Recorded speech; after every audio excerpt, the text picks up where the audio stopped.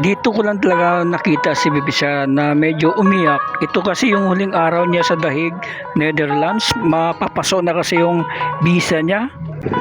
Kaya maraming mga bansa na ayaw talaga pumasok sa ICC kasi wala kang access na, lalo yung kamag-anak, bumisita sa nakakulong at magastos.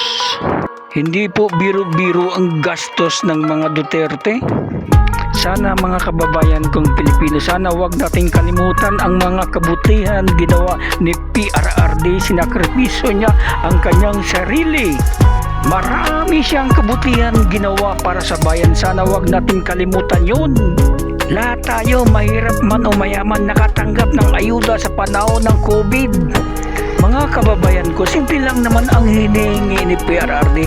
Butuin po natin diretso yung 10 na senatorial line-up para hindi ma-impeach si BP Sara. Hindi naman po mahirap yung hinihingi niya. Sana po pagbigyan po natin kahit lang 10. Sa pag-increase pa lang ng SS, si President Duterte lang ang nakagawa noon.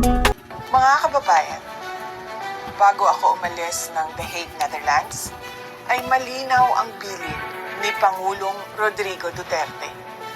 Kailangan nating magkaisa.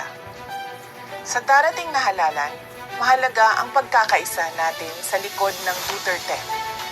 Ang 10 kandidato, buong puso nating sinusuportahan para sa Senado.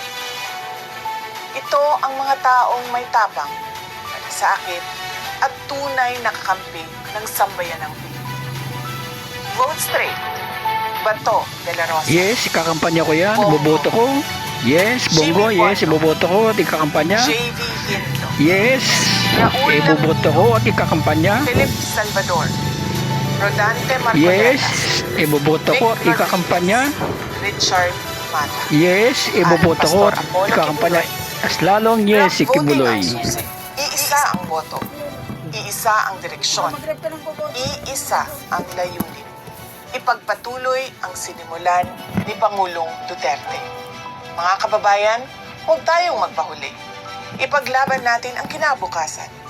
Pumili, bumoto at manindigan para sa Duterte.